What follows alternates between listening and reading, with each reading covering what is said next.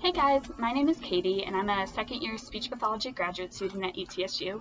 So today I wanted to talk about creative ideas and ways to maintain your child's progress in feeding therapy while they are out of therapy due to coronavirus.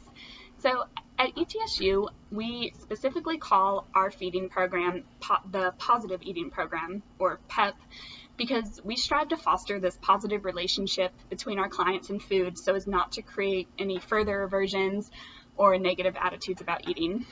So the way we do this is by incorporating other elements into our sessions than just simply food trials. We specifically focus on food sensory play / awareness, non-food sensory play and awareness, and food vocabulary and food attributes.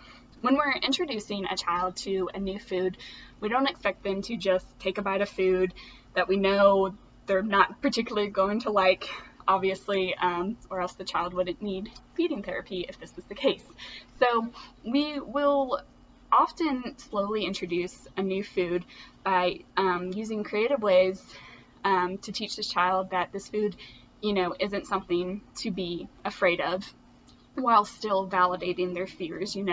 These kids aren't picky eaters. There is a legitimate and understandable fear going on, in validating those feelings. Yes, this is hard, and I know this feels hard, but you can do hard things. So an example that I wanted to give for this food is by painting a picture of a child who loves French fries, which many parents can relate to. A lot of times we will have kids who start our positive eating program coming in with maybe 3 foods that they like: macaroni and cheese, Pediasure, maybe chicken nuggets if we're really lucky, and French fries. So French fries, that's a very common food that we can work with.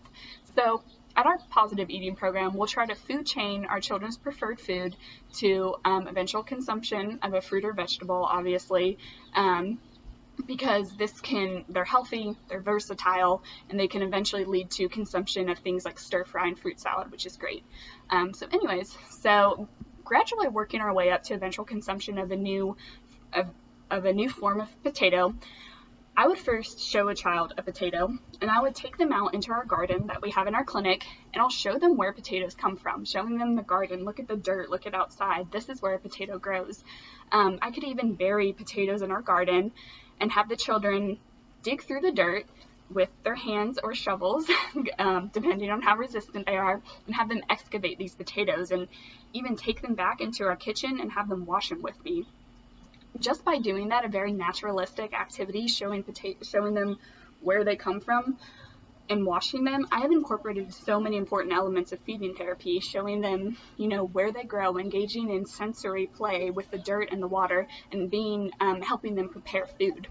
So, and right now, this is a great time to take advantage of going outside and showing a child where food comes from. I mean, the CDC and World Health Organization are encouraging to get your sunshine in. Do not get cabin fever. Try not to go stir crazy.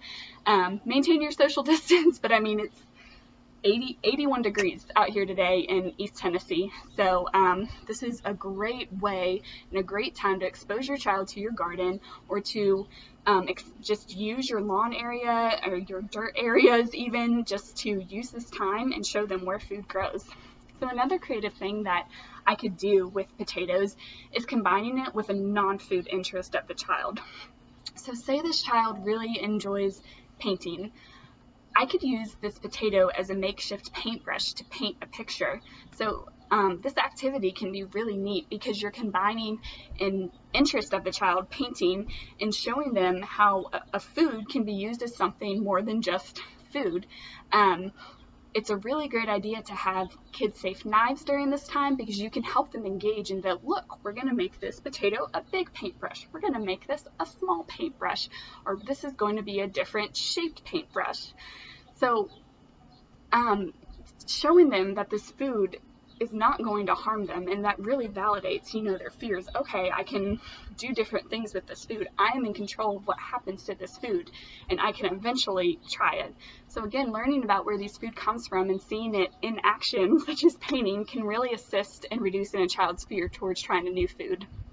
So it's really only that once a maximally resistant child has learned about a new food, learned attributes of the new food, that they might be willing to eventually consume this new food. So using the food chaining techniques that your SLP has taught you and your family, using this and using the food hierarchy of food consumption, you'll be able to work towards these things and to maintain progress during this time. And just a reminder, this food hierarchy, we don't, even after we've taught them about this potato and paint with the potato or whatever it may be, we don't say, okay, now it's time to eat it.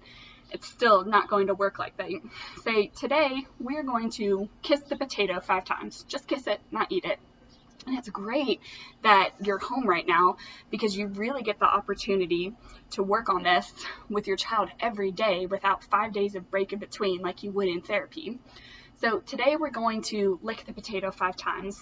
Tomorrow we are going to put teeth marks in the potato, and eventually we are going to eat this potato, and that's something exciting and something to be celebrated. So right now, if you're running out of games to play at home or running out of things to do, your childs are going through their school packets very quickly, don't underestimate the power of implementing elements of positive eating into your child's life. It's a wonderful time and opportunity to continue to be creative in your child's home where they're most comfortable.